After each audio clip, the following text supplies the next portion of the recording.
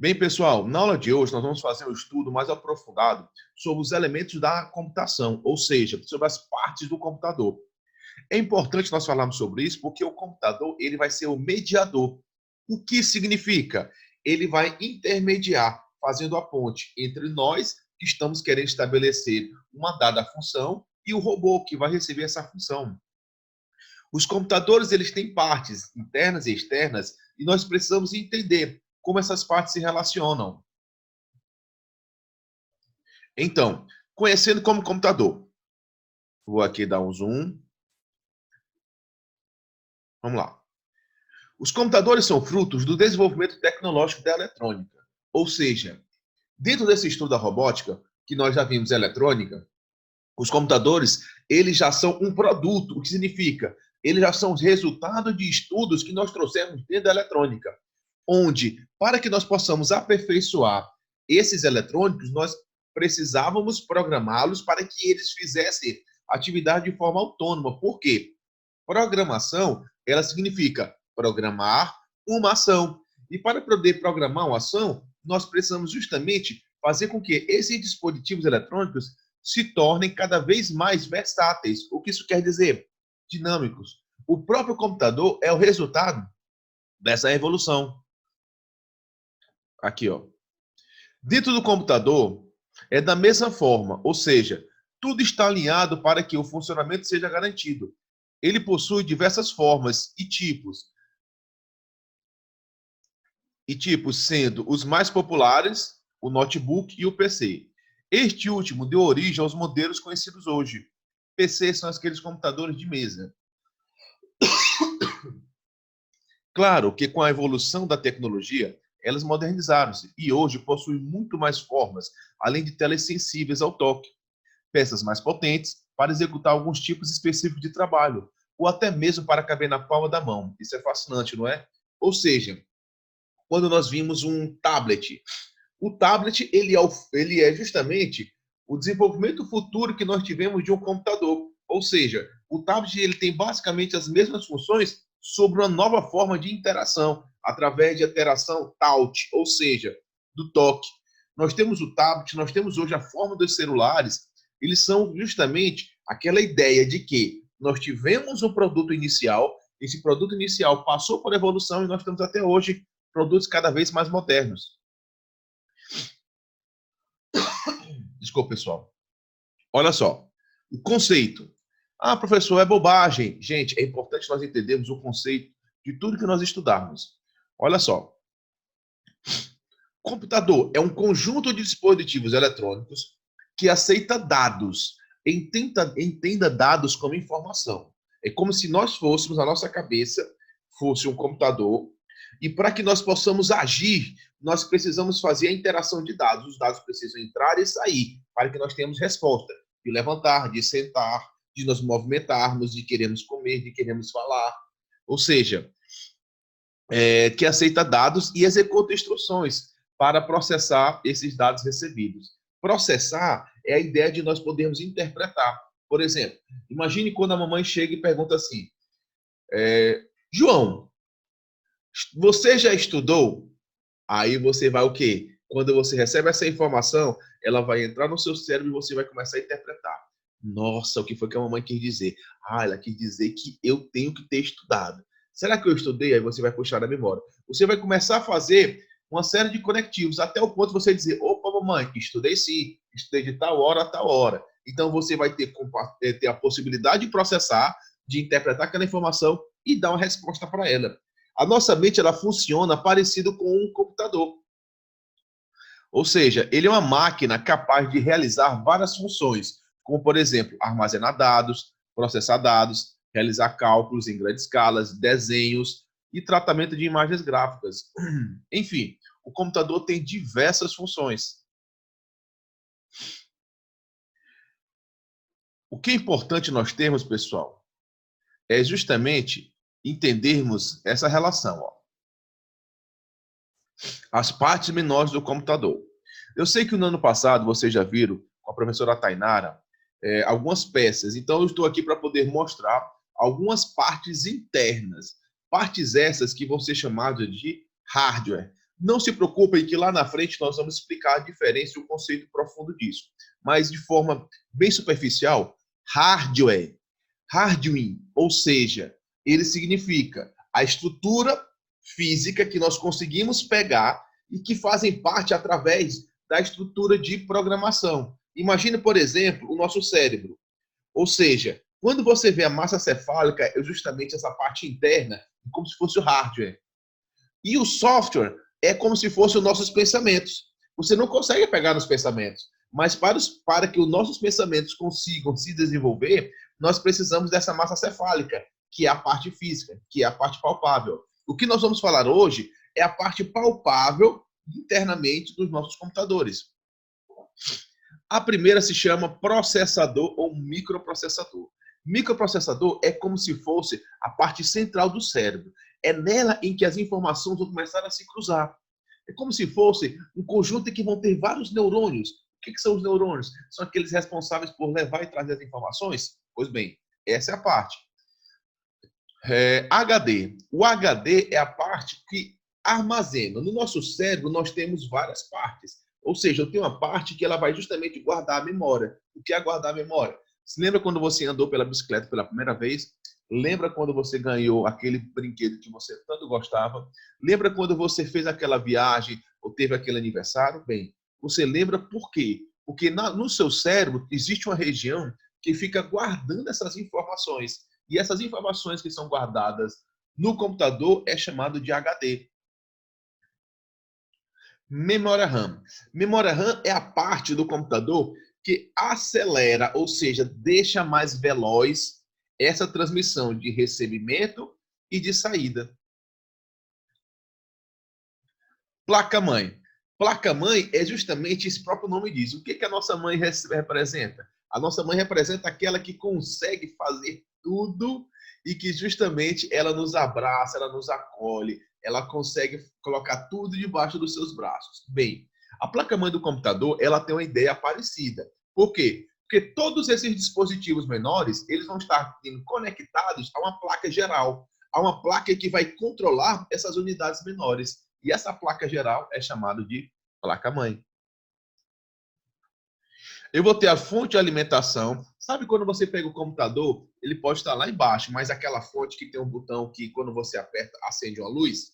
Aquela fonte de alimentação é chamada de transformador. Por que transformador? Porque as nossas tomadas, eles têm uma quantidade de energia que muitas das vezes é diferente do que o computador necessita. Ou seja, quando você aperta, ele vai transformar a energia necessária para que possa aguentar. Cada dispositivo eletrônico, ele tem uma quantidade diferente de energia que ele possa receber. E aí, essa fonte de alimentação é que vai fazer essa transformação. Não confundam gabinete com CPU. Logo a mais, nós vamos ver um vídeo falando de algumas partes do computador. E nós precisamos, às vezes, definir que o nome ele muda muito o entendimento sobre o assunto. O gabinete é o local que vai ser estabelecido as partes menores. Ou seja, imagine nossa cabeça. Essa região da caixa craniana, só a região óssea, só os ossos aqui, que fazem parte da nossa região, da nossa cabeça, é o gabinete. Mas dentro do gabinete existe, dentro do nosso cérebro, massa cefálica, um líquido que vai justamente fazer com que o nosso cérebro ele consiga ter uma região para ele vai ficar mergulhado, eles vão ter os neurônios, eles vão ter capilares, veias, artérias, ou seja, eles vão ter várias estruturas que estão justamente numa região chamado caixa craniana, o que nosso computador seria gabinete. Ok, pessoal? Cooler. Cooler ou resfriador. O nome não está dizendo resfriador. O processador, ele é justamente, ele faz a questão que nós já vimos, é o núcleo central, ele faz o processamento, o entendimento, a interpretação. E toda hora o computador ele está processando. Na hora que você liga, ele já está processando. Ou seja, na hora que a gente acorda, a gente já está pensando em as coisas. Então, esse movimento dos dados faz com que exista um aquecimento sobre os dispositivos eletrônicos. Você mesmo, quando está toda hora estudando, pensando, tem hora que você não está com dor de cabeça, está com cabeça quente? Pois bem, para que a gente possa não chegar a esse estado de extrema temperatura, o computador ele tem um dispositivo chamado cooler, que é o ventiladorzinho que ele vai ficar fazendo a resfriação. Placa de vídeo, bem, é como se fosse algo que vai auxiliar a imagem do computador. Imagine só, todo computador precisa de placa de vídeo? Não. Mas computadores de alto desempenho precisam. Eu vou dar um exemplo. Você muitas das vezes percebe que as pessoas têm várias que não usam óculos. Ou seja, elas conseguem enxergar, elas conseguem visualizar a imagem. Só que algumas, elas conseguem, só podem visualizar a imagem perfeita se elas tiverem um auxílio de outra coisa. Aqui é como se fosse nossa placa de vídeo. Ou seja, a placa de vídeo é o local em que nós vamos aperfeiçoar a visualização. Existem placas de vídeo já integradas no computador. Existe placa de vídeo que você vai poder colocar externo para poder aumentar. Ou seja, computadores de alto desempenho, computadores para games, computadores para trabalho que precisam de altos gráficos. Leitor de CD ou DVD.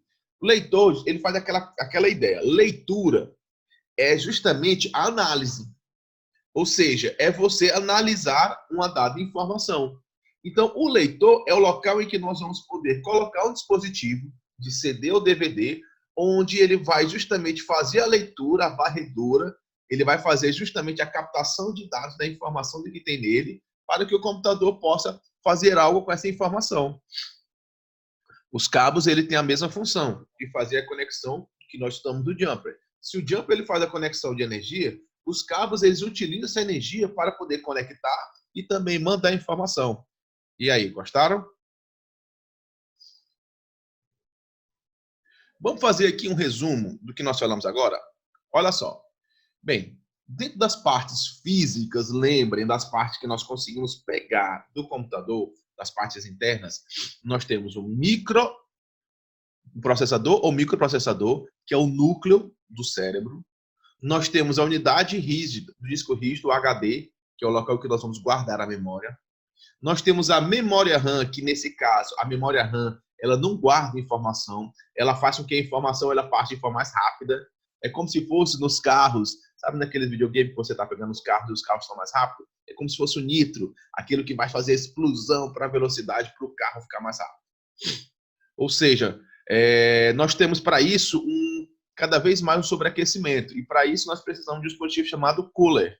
Cooler, ele é aquele ventiladorzinho que serve para poder resfriar. Leitor de CD e DVD é aquilo que vai poder fazer com que o nosso computador ele receba uma informação do ambiente externo e essa informação ela entre para que o nosso computador possa fazer algo por isso. Placa de vídeo é aquela que auxilia a visualização, a percepção de imagens. Cabos, como o nome diz, ele vai cabear, ele vai ligar pontos para que passe energia ou informação. Gabinete é a região que vai guardar todas essas estruturas. E a placa-mãe é como se fosse o cérebro central. Ok, pessoal?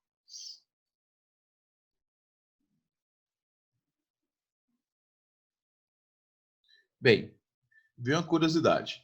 Vocês sabiam que os primeiros computadores, aqueles realmente que tinham uma funcionalidade maior, eles foram construídos no período de guerra e eles tinham a única função de fazer cálculos? Bem, hoje nós vimos os computadores que cabem numa mesa, que muitas vezes cabem numa mão e até mesmo somente no dedo. Mas essa não era a realidade antigamente, pessoal. Antigamente os computadores eles tinham outras dimensões e funções mais limitadas, mas ainda assim eram computadores. Vamos aqui fazer um breve apanhado e depois assistir um vídeo bem legal. Olha só.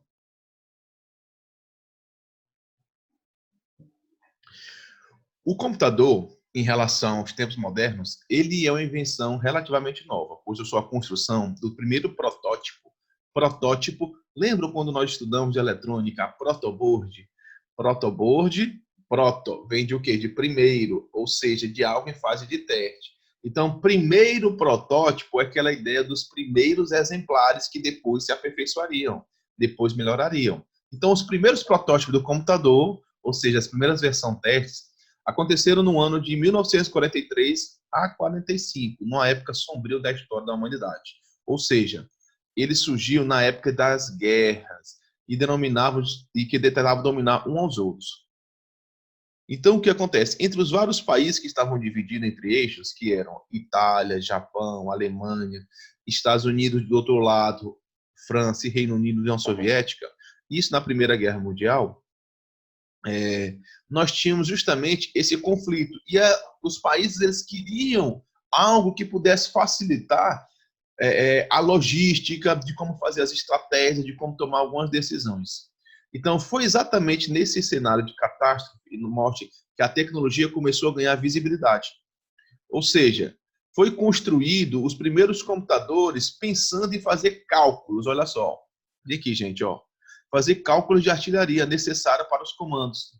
Ou seja, nós entendemos que os computadores eles tiveram uma função específica, bem simples, diferente de hoje. Hoje o computador não serve só para um cálculo. Nós utilizamos fazer cálculo uma calculadora. Mas os computadores de hoje eles servem para inúmeras funções. Ou seja, época em que ocorreram conflitos indiretos também entre Estados Unidos e União Soviética, no período no final da Segunda Guerra.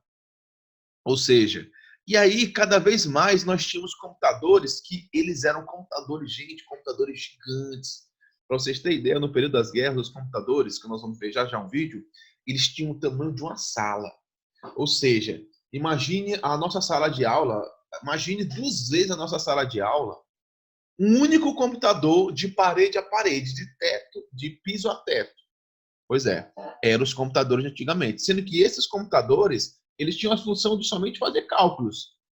E mesmo assim eles eram computadores. E isso era uma grande evolução. Só que hoje não. Hoje, como nós vimos, o computador ele cabe na palma da nossa mão. Você está na frente, provavelmente, de uma evolução de um computador. Seja pelo celular, o tablet, ou até mesmo pelo desktop, computador PC.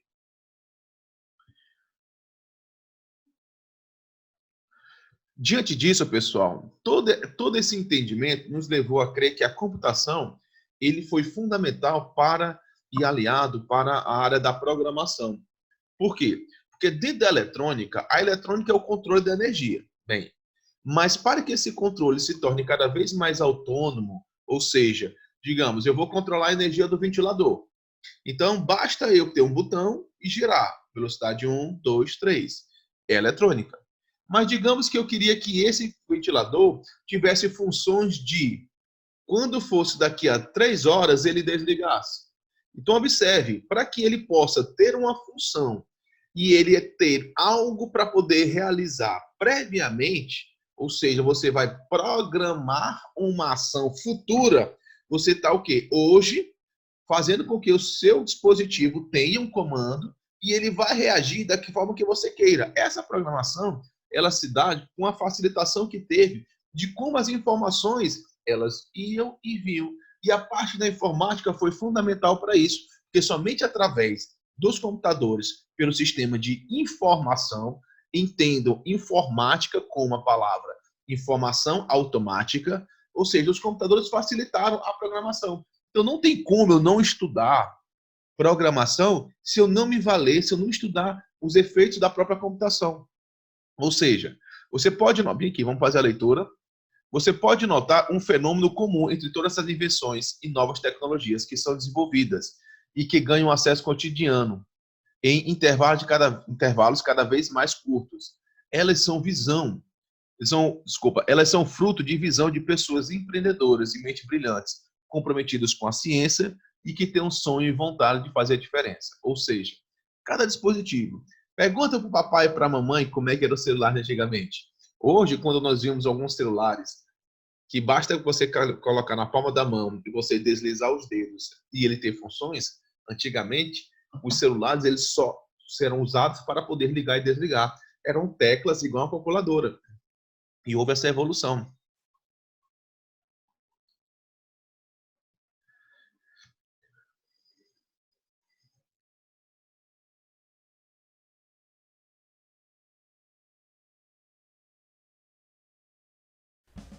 Não é segredo que o seu computador atual é fruto de uma evolução que levou décadas para chegar onde está, e ainda está muito longe de chegar ao seu final.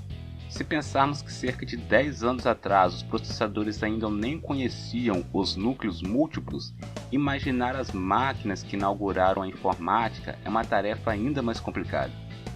Você sabia que no início da década de 1950 já existiam computadores? Logicamente, eles não se pareciam nem um pouco com o que temos hoje, mas já realizavam alguns cálculos complexos em pouquíssimo tempo.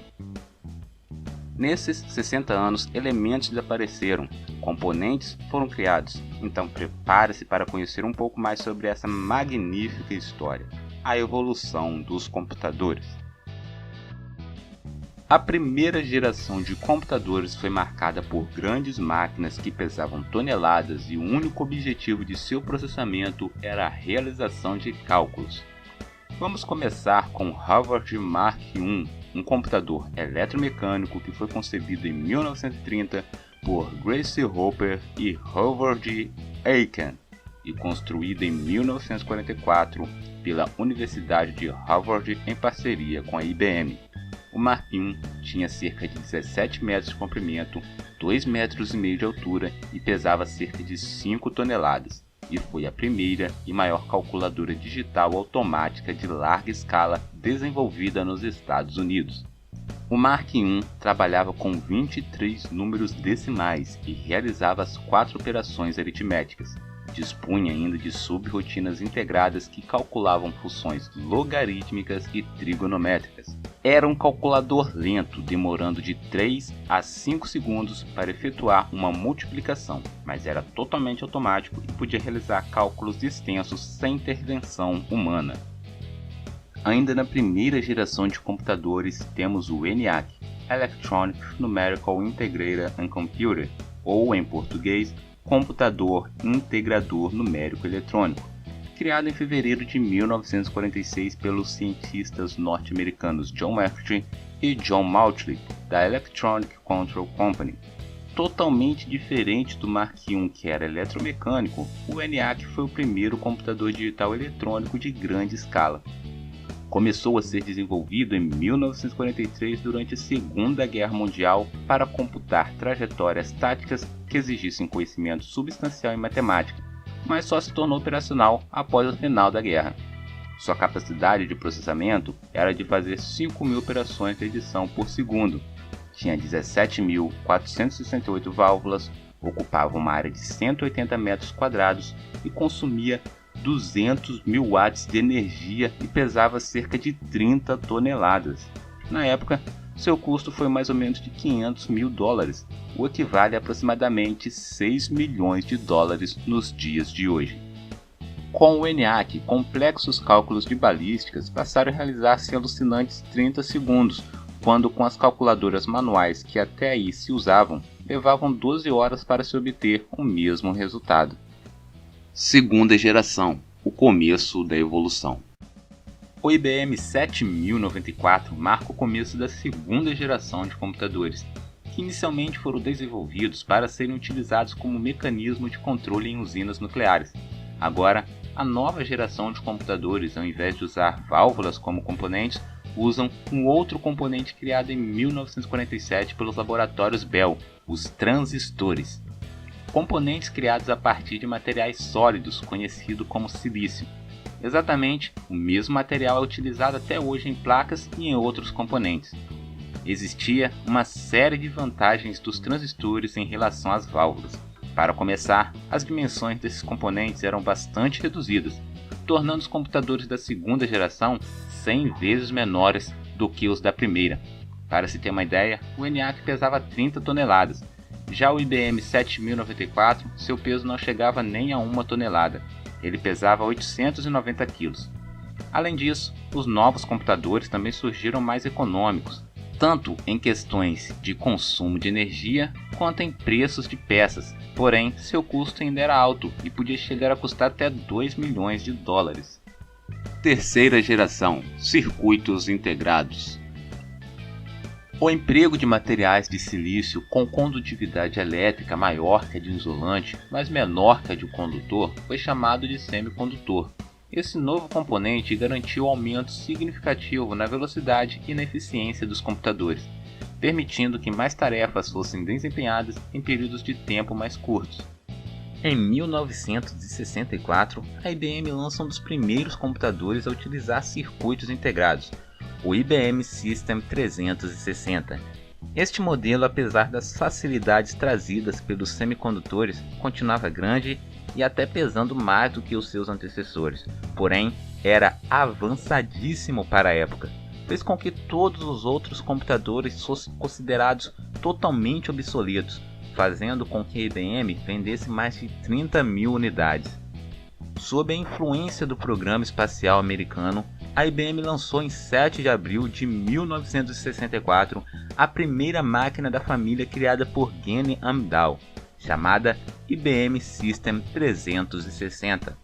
Esses computadores foram projetados para finalidades comerciais e marcaram a tendência de usar circuitos integrados ou pastilhas, que ficaram conhecidas como chips.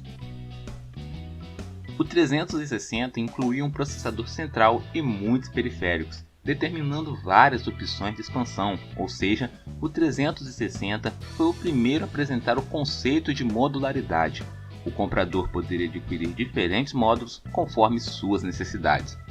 Essa flexibilidade permitiu que várias empresas comprassem seu primeiro computador.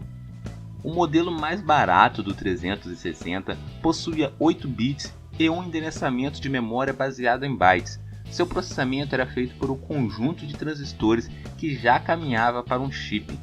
Realizava mais de 2 milhões de operações por segundo e cerca de 500 mil multiplicações. Esse fato tornou seus antecessores obsoletos. Com a terceira geração de computadores, surgiram os teclados para digitação de comandos. Monitores também permitiam a visualização de sistemas operacionais ainda muito primitivos, completamente distantes dos sistemas gráficos que conhecemos e utilizamos no dia de hoje. Quarta geração, o começo da era dos computadores pessoais. Enfim, chegamos aos computadores que grande parte dos usuários utilizam até hoje. Os computadores da quarta geração foram os primeiros a serem chamados de microcomputadores ou simplesmente micros. Esse nome se deve ao fato de eles pesarem menos de 20 kg, o que torna o seu armazenamento muito mais fácil. Os componentes que possibilitaram tamanha redução foram os microprocessadores. Os pequenos chips de controle e processamento tornou a informática muito mais acessível, além de oferecer uma enorme gama de novas opções para os usuários. Os Altair 8800 podiam ser comprados como um kit de montar, vendidos por revistas especializadas nos Estados Unidos. Foi com base nessa máquina que Bill Gates e Paul Allen criaram o BASIC e inauguraram a dinastia Microsoft. Na mesma época, os dois Steves, Jobs e Wozniak, criaram a Apple para se dedicar a projetos de computação pessoal facilitados para usuários leigos, pois até então não era qualquer pessoa que sabia usar um computador, já que tudo era feito a partir de comandos. Assim surgiu o Apple I, projeto que foi primeiramente apresentado para HP. Ele foi sucedido pelo Apple II após uma injeção de $250 mil pela Intel. Essa segunda versão dos computadores possuía uma versão modificada do sistema BASIC. O grande avanço apresentado pelo sistema era a utilização de interface gráfica para alguns softwares. Também era possível utilizar processadores de texto, planilhas eletrônicas e bancos de dados. A mesma Apple foi responsável pela inauguração dos mouses na computação pessoal, juntamente com os sistemas operacionais gráficos como o Macintosh. Pouco tempo depois, a Microsoft lançou a primeira versão do Windows, bastante parecida com o sistema da rival. Ciclos passaram a ser clocks. Até a terceira geração dos computadores, o tempo de resposta das máquinas era medido em ciclos, ou seja, media-se um número de ações em curtos períodos de tempo para que fosse possível saber qual fração de segundo era utilizada para elas. Com os microprocessadores, já não era viável medir as capacidades dessa forma, por isso surgiram as medidas por clocks. Esta definição calcula o número de ciclos de processamento que podem ser realizados em apenas um segundo.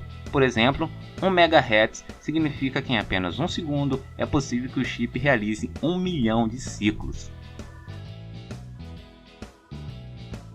Quinta geração, múltiplos núcleos. Ainda estamos em transição de uma fase em que os processadores tentavam alcançar clocks cada vez mais altos para uma fase em que o que importa mesmo é como esses clocks podem ser melhor aproveitados. Deixou de ser necessário atingir velocidades de processamento superiores aos 2 GHz, mas passou a ser obrigatório que cada chip possua mais de um núcleo com essas frequências. Começou a chegar ao mercado os processadores que simulavam a existência de 2 núcleos de processamento. Depois chegou os que realmente apresentavam 2 deles. Hoje há processadores com 4 núcleos e outros utilizados por servidores que já oferecem 8. Com tanta potência executando tarefas simultâneas, surgiu uma nova necessidade, pois quanto mais tarefas são executadas por um computador, mais energia é consumida. Para combater este problema, as empresas fabricantes de chips passaram a pesquisar formas de reduzir o consumo sem diminuir as capacidades de seus componentes. Foi então que nasceu o conceito de processamento verde. Processadores Intel Core Sand Bridge eram fabricados com a microarquitetura reduzida, fazendo com que os clocks sejam mais curtos e menos energia elétrica seja gasta. Ao mesmo tempo, esses processos são mais eficazes, logo a realização de tarefas com este tipo de componente é boa para o usuário e também para o meio ambiente. Vale dizer que isso também se aplica a Ivy Bridge, Skylake e todas as outras famílias. Outro elemento envolvido nessas conceituações é o processo de montagem. As fabricantes buscam incessantemente formas de reduzir o impacto ambiental de suas indústrias. Os notebooks, por exemplo, estão sendo criados com telas de LED, muito menos nocivos à natureza do que as de LCDs comuns. Como seria a 6ª geração de computadores? Há quem diga que a 6ª geração de computadores se dará por meio da inteligência artificial. Outros discordam, dizendo que robôs não fazem parte dessa denominação. E há quem diga que computadores de 6ª geração seriam os computadores que utilizam supercondutores como matéria-prima para seus processadores. Utilizando da supercondutividade, esses processadores não perderiam eletricidade para o calor devido à resistência, ganhando assim performance e economizando energia. Estima-se que o ganho de performance seria de aproximadamente 30 vezes a performance de um processador da mesma frequência que utilize metais comuns. Porém, atualmente, nenhum material trabalha em condições ambientes comuns como supercondutor, impossibilitando seu uso comercial.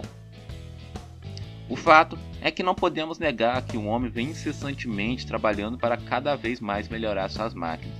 Quem imaginaria 60 anos atrás que um computador com tamanha capacidade de processamento poderia caber na palma de uma mão? Ou hoje em dia, quem poderia imaginar que há 60 anos um computador podia pesar até 30 toneladas e não tinha nem metade da capacidade de processamento de um smartphone?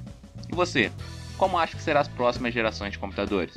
Meu nome é Manuel e você acabou de assistir a mais um vídeo do canal PCMark. Espero que tenha gostado. Se gostou, deixe o seu like, compartilhe com seus amigos e comente como você acha que serão as próximas gerações de computadores. Eu fico por aqui e te vejo no próximo vídeo. Até mais. Tchau!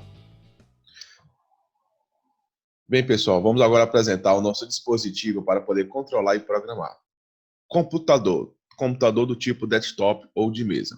Nós precisamos entender que os computadores têm partes menores. E nós vamos estudar a função de cada uma dessas partes. Os computadores foram desenvolvidos para que nós pudéssemos fazer uso através de uma interface fácil, ou seja, para que nós pudéssemos utilizar uma linguagem. Nós vamos falar do primeiro periférico que se chama o teclado. O teclado tem a função para que nós possamos enviar alguns comandos e através desse comando o computador possa entender. O teclado tem diversas utilidades. O que nós precisamos entender é que, independente do que nós façamos, nada vai acontecer com o computador. Não se preocupem, ele não vai explodir.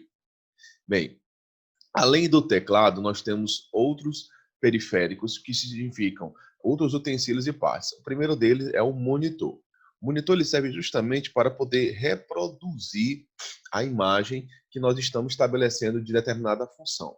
Então, é como se fosse a televisão do computador. quando nós tivéssemos uma data função para poder entrar no programa, visualizar algo, é nele que vai ser reproduzido. E nós temos aquilo que nós chamamos de mouse. Não se preocupem, não é um rato. O mouse ele foi criado justamente para poder facilitar o uso. E ele foi chamado por esse nome justamente por ter as semelhanças com o animal. Ele tem a função de poder, através de uma seta, fazer o manuseio e chegar mais fácil até os documentos. Ou seja, ainda que o teclado ele nos facilite para poder enviar os códigos, o acesso até algumas informações fica bem melhor pelo mouse. CPU. CPU ele é uma unidade onde vai estar justamente estabelecido todos os hardwares para o uso. O que são os hardwares? Hardwares são as partes físicas que estabelecem a lógica do computador. Entendam, a lógica do computador é onde vai ser processada toda a informação, como se fosse o cérebro. Então, entendam o CPU como a região da caixa craniana, que dentro da caixa craniana vão ter as partes menores. Por exemplo, nós vamos ter a unidade do disco rígido, onde nós vamos poder acessar multimídia, quando nós pudermos colocar, apertando o botão, entrando ou saindo um CD, DVD, um leitor. A parte interna, ok. Nós temos diversos outros periféricos, assim como podemos utilizar a impressora, webcam e vários outros.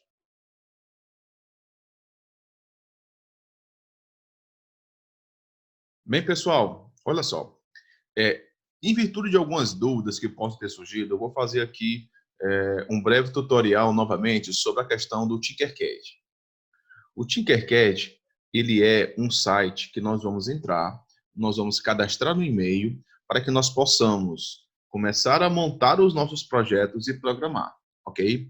Eu quero que vocês entendam que quando vocês entrarem, vocês vão estar visualizando exatamente o que vocês estão vendo aqui nessa tela comigo. Então, olha só, você vai, para poder entrar no ambiente em que você vai começar a programar, montar os circuitos, eu vou lhe ensinar o passo a passo, então preste atenção agora. Do lado esquerdo, do seu lado esquerdo, vai ter uma coluna, onde vai ter o nome Projetos e Circuitos.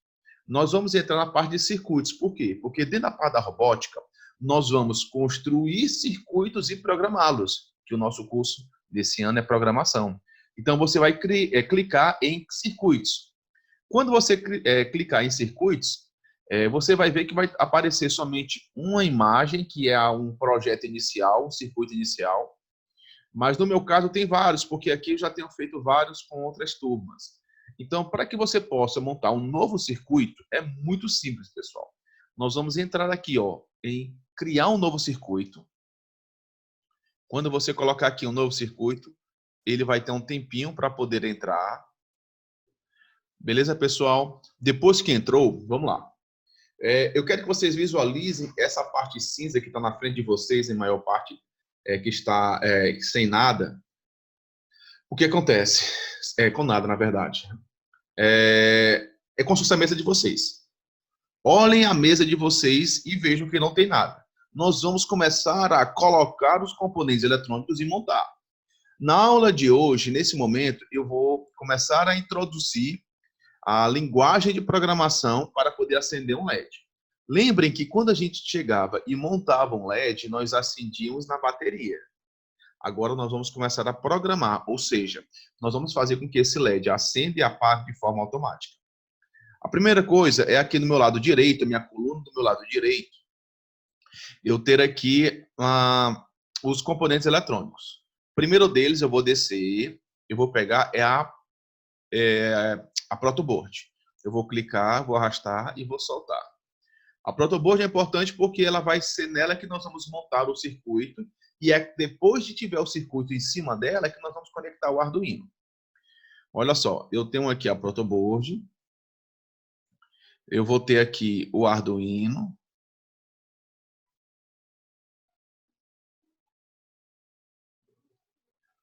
vamos lá,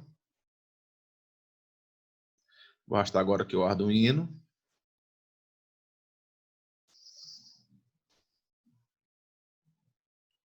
Vamos, Arduino. Pronto, prontinho. Vamos agora pegar o nosso LED. Opa, veio mais de um Arduino. Deixa eu tirar um desses Arduinos aqui.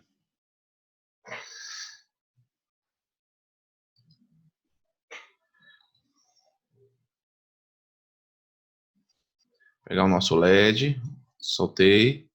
O nosso resistor. Ok.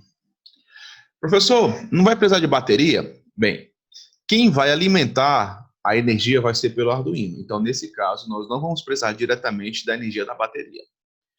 Então, olha só, eu vou aproximar aqui. Aquilo que nós já sabemos, gente. O LED, ele tem duas pernas, um positivo e a outra negativo. O LED comum que nós pegamos, ele tem a perna maior, que vai determinar quem é o positivo, a perna menor que é o negativo. Nesse caso, a perna inclinada, ela vai ser o positivo. A perna retinha vai ser o negativo. Eu vou clicar e segurar em cima dele, eu vou arrastar e eu vou soltar. Pá. Lembre que na protoboard, pessoal, olha só, lembre que na protoboard eu tenho o caminho da energia. Eu não posso colocar de qualquer jeito e imaginar que o LED vai estar conectado. Se eu colocar o mouse, ó, eu vou pegar o mouse e vou só pegar a setinha e vou parar em cima dessas entradas. Eu quero que vocês observem que vão ser formados umas bolinhas verdes para poder indicar aonde a energia vai percorrer se nós colocarmos energia na protoboard. Olha só. Se eu colocar aqui, ó, o mouse aqui em cima, ó, observe, somente essa linha vai ter energia. Vocês estão entendendo? Essas bolinhas verdes, elas representam a indicação, a posição em que a energia estará quando você colocar energia. Nesse caso, eu não coloquei, porque eu só coloquei a setinha. Não tem jumper, não tem bateria, não tem nada. Assim como se eu colocar aqui na parte de dentro. Ó. E aquilo que nós já estudamos, pessoal. Nós já estudamos que a protoboard, ela tem um caminho de energia, ou seja, nas regiões externas, a energia, ela percorre esse sentido, mas na região interna ela percorre assim. Olha só, se você tiver do papai e da mamãe, ele vai poder te ajudar. Se você tiver essa região aqui, ó, entre esses dois tracinhos, ó, o mais e o menos, ele é a região externa, ó, tanto para cima quanto para baixo, ó, aqui e aqui. Então, nas regiões externas, a energia ela percorre esse caminho, ó, certo? Ou seja, vou colocar um mouse assim, ó. Observe, tá vendo essa linha verde?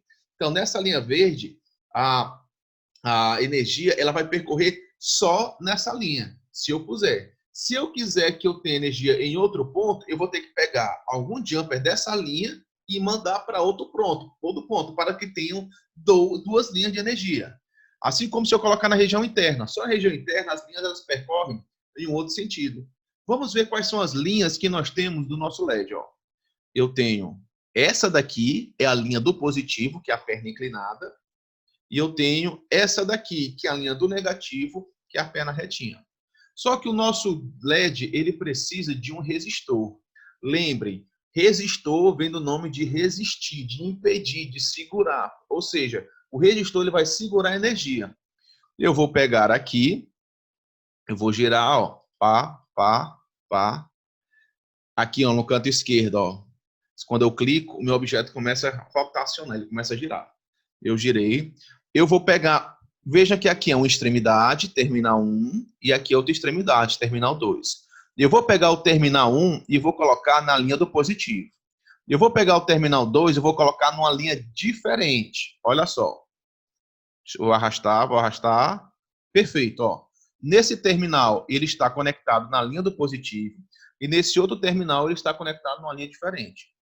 Se nós tivéssemos uma bateria, olha só, eu vou pegar aqui só para efeito de demonstração. Está aqui a nossa bateria.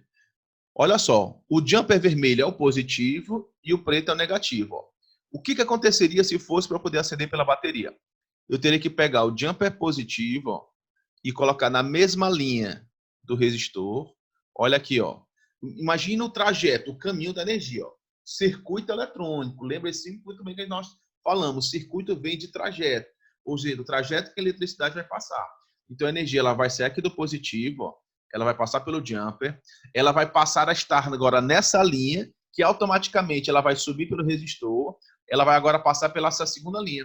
Só que a energia ela tem que fazer um ciclo de ida e volta. Ou seja, ela tem que voltar aqui para o negativo. Então, eu pego agora um jumper negativo e coloco nessa outra linha. Eu vou até colocar agora outra cor. Vou colocar aqui vermelho. Ó, a energia sai... Não, vou melhorar. Eu vou colocar esse vermelho. E eu vou colocar esse daqui preto. Prontinho. Ó, a energia, ela saiu do jumper vermelho, passou, alimentou toda essa linha aqui. Nessa linha só está conectado o terminal 2 do resistor, subiu pelo resistor, desceu pelo terminal 1, passou pela linha do positivo do LED, subiu para o LED, desceu para o negativo do LED, entrou nesse jumper e foi para o negativo da bateria. Se eu colocar aqui no meu canto direito na simulação, pessoal, olha, o meu LED ele vai... Ó, tá processando para poder iniciar. Nosso LED vai ligar, ok? Só que isso é eletrônica. E nós vamos agora montar a parte da programação. Ou seja, ao invés de ficar só pela bateria, nós vamos colocar agora pelo Arduino. Eu vou parar a simulação, eu vou tirar essa bateria e vou puxar aqui meu Arduino. Ó. Eu vou aproximar. Nós já começamos a falar na aula anterior sobre as partes do Arduino. Do mesmo jeito que na bateria eu tenho o positivo e o negativo, no Arduino eu também tenho o positivo e o positivo e o negativo. O negativo do Arduino, ele é chamado de GND. Ó. Eu tenho aqui, ó, essas entradazinhas, elas são chamadas de portas. Nós já falamos sobre isso. O que são portas? Portas são locais de entrada ou saída. Só que nesse caso é energia. Se fosse na nossa casa, seriam pessoas. Então, cada uma dessas daqui são chamadas de portas. Então, eu vou ter que ter a porta positiva e a porta negativa. Então, quem é a porta negativa? A porta negativa é o GND. O GND é chamado dessa forma porque é a sigla. Desculpa. A sigla de ground. Ground, terra. Ou seja, o negativo é a função de descarga. Então, eu vou pegar o negativo do LED e vou colocar com o negativo do Arduino. Professor, e quem é o positivo do Arduino? O positivo do Arduino são vários, só que nós vamos estudar esse positivo digital aqui, pessoal. Olha, o positivo digital é aquele em que vai enviar o comando, é a partir dele que vai ser enviada energia para o LED ligar. Ou seja, é ele que vai dizer LED liga, LED desliga, LED liga, LED desliga. É no positivo que vai ser a energia. O negativo, o GND, é o que recebe o retorno dessa energia. Então, olha só. Eu vou pegar aqui a porta número 2. Professor, eu posso pegar qualquer uma dessas portas? Só não a 0 e a 1.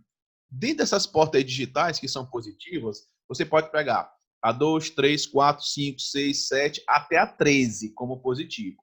A 0 e 1, não. Eu vou explicar lá na frente melhor para vocês por que a 0 e 1 não. Porque a 0 e 1 ela é para um sensor específico, Bluetooth, que é justamente a condição de ida e retorno. Mas assim, entre a 2 e a 13, você pode escolher qualquer um. Eu escolhi aqui a 2, eu podia ter escolhido aqui a 3. Eu coloquei a 2 aqui só para poder melhorar a visualização. Olha só, montei o meu circuito. Agora eu vou iniciar a simulação, vou ligar. Será que o LED vai ligar? Não, não ligou. Você vai observar ó, aqui no canto esquerdo, ó, esse cabo ele se aproximou, ó, eu vou até voltar. Esse raiozinho quer dizer que está passando energia. Esse warm, que o nosso Arduino está ligado, e aqui ele vai estar piscando. Ou seja, o Arduino ele tem energia, só que não está ligado o LED. Por quê? Porque o LED ele não foi programado. Então, como é que nós fazemos para poder fazer a programação? Eu vou parar bem aqui e vou agora fazer o nosso código. Olha só, nessa aula eu vou mostrar para vocês aonde fica o bloco de código, ok? Aí eu vou fazer o seguinte, eu vou passar para vocês, eu vou mandar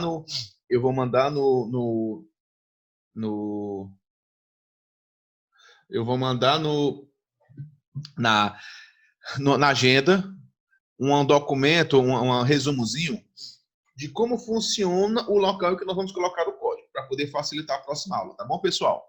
Então, eu vou fazer o seguinte, eu coloco aqui em código. Quando eu colocar aqui em código, eu vou entrar bem aqui embaixo, ó, eu vou clicar aqui em blocos. Por quê? Porque eu vou querer só programar por texto. Continua, prontinho. Quando você observar, você já está vindo aqui, ó, com o código pronto. Você vai deixar somente isso daqui, ó. Void setup. Opa, void setup e void loop. Vai deixar somente ele. Eu quero que você tire toda essa questão, ó. Pmode, a linha toda você tira. E essas 4 outras linhas vocês tirem, viu, pessoal? Pronto. Então, olha só. O meu LED, pessoal, para poder acender, ele é igual a receita de bolo. O que um bolo a gente tem que fazer? Separar os ingredientes e modo de preparo. Opa, meu microfone quase cai. Então, olha só. Para poder programar, eu vou ter que separar o ingrediente. O que é separar o ingrediente? É eu informar quais são os ingredientes e, nesse caso, qual é a porta que vai enviar a informação. E depois, na segunda parte, é o modo de preparo. O que é o modo de preparo? É definir o que tipo de informação eu vou mandar. Ou seja, como é que eu vou mandar essa informação? Se fosse um bolo, eu ia dizer, separar ingrediente, trigo, leite, ovos. E depois, modo de preparo do bolo. Você utiliza tanto de trigo e depois tanto de leite, mistura, só depois de misturar faz isso. Na programação é do mesmo jeito. Eu vou fazer o seguinte, ó. Eu vou definir a porta. Como é que eu defino a porta? Eu vou descrever o seguinte comando. PIN, opa, minúsculo, ó, PIN, e somente o M maiúsculo, mode. O que significa PIN mode? PIN vem de pino, ou seja, qual é o número da porta que nós estamos utilizando? Então, PIN, esse é o pino 2, pino 3, 4, 5, 6, até o 13. Então, PIN mode, aí eu abro parêntese e coloco. Qual é o pino que tem aí? É o 2. E vírgula. E o que seria o mode? O mode significa qual é o caminho da energia. Se é do LED para o Arduino ou se é do Arduino para o LED. Nesse caso, eu pergunto a vocês, qual seria o caminho? É do Arduino para o LED ou do LED para o Arduino? Pensa comigo, pessoal. Pensa comigo. Ah, professor, como é que eu vou saber? É simples. Quem é que comanda quem? É o LED que comanda o Arduino ou o Arduino que comanda o LED? Se já é o LED, se é o Arduino que comanda o LED, a informação sai do Arduino. Então, sair em inglês é out, out. Ou seja, a energia está saindo. Output. Olha só como é que é simples, pessoal. É a questão de lógica. Eu estou programando receita do bolo, ó, receita, receita. O que é receita? Separar os ingredientes. Eu estou dizendo que a porta 2 vai sair. Porta 2 vai sair. PIN mode, PIN, tipo de porta, mode, se está entrando ou saindo. Agora eu vou dizer, eu quero que meu LED acenda. Ou seja, observe que minha porta que está mandando a informação, olha o nome aqui, digital. Aí eu vou escrever o seguinte, ó, digital. Somente agora o W maiúsculo, right. Observe que digital é tudo minúsculo, com exceção do W. Abre parêntese. Eu pergunto qual é a porta que nós estamos utilizando. Digital right. Eu quero que a porta 2, vírgula. Eu quero que a porta 2 acenda. Então, pensa comigo, pessoal. O LED acender é receber ou tirar energia? Pensa comigo. Se o LED ele vai ter que ligar, a energia vai ser alta ou vai ser baixa? Bem, eu creio que vocês devem ter respondido que a energia está alta. Então, nós vamos ter duas opções. Energia alto significa height, ou energia baixa significa low. De novo. Se eu quero que o meu LED ligue, é height, eu dou a função height, ou seja, energia alta. Ou se eu quero que o meu LED desligue, low, ou seja, baixo. Height, low. Height, low. Ok, pessoal? Olha só, eu quero que meu LED ligue, ó, tudo maiúsculo. Height, opa, com H, parêntese, ponto, vírgula. Eu só escrevi duas linhas, pessoal. Olha só, eu só escrevi essa e essa daqui, ó. Eu disse o quê? Na minha primeira parte, ó. Primeira parte. Separei os ingredientes, porta 2 e sai, e modo de preparo. Eu estou dizendo que na porta 2 ele vai ligar. Aí agora eu vou iniciar minha simulação, ó. E voilá. Ligou o nosso LED. Vocês entenderam, pessoal? Então eu quero que vocês façam o seguinte. Na aula de hoje, eu quero que vocês, quando tiverem acabado, vocês entrem no Tinkercad, vocês montem, assistam esse vídeo, montem bem devagarinho, montem com uma bateria para que vocês possam se familiarizar de arrastar o resistor, puxar o jumper, entendeu? E aí depois que vocês vão montar com o Arduino, aí vocês entram naquele código que tem aqui, ó, vocês entram no código, colocam só no texto, aí vocês tiram todas aquelas informações, deixam só vocês apagam a linha do Pmode e a linha do digital, entendeu? Aquelas linhas vocês apagam. O que ficou? Ó, eu vou até deletar aqui o código que foi de acender ou apagar para vocês verem o que vocês têm que ter. Ó. Olha só. Eu vou apagar aqui. Opa, tem que parar a simulação. Ó, eu vou parar aqui. Apaguei. Olha só. Eu tenho void setup, abre a chave, fecha a chave. Void loop, abre a chave, fecha a chave. Quando vocês tiverem que escrever o código, pessoal, basta vocês apagarem e deixarem dessa forma. Não se esqueçam. Quando vocês forem escrever, vocês vão escrever o Pmode aqui e o Digital Write aqui. Entenderam, pessoal? E aí, gostaram da aula de hoje? Pessoal, vamos praticar. Não é porque nós estamos em casa que nós não vamos estudar robótica, tá bom, pessoal? Então, obrigado, fiquem com Deus. Até a próxima. Tchau, tchau.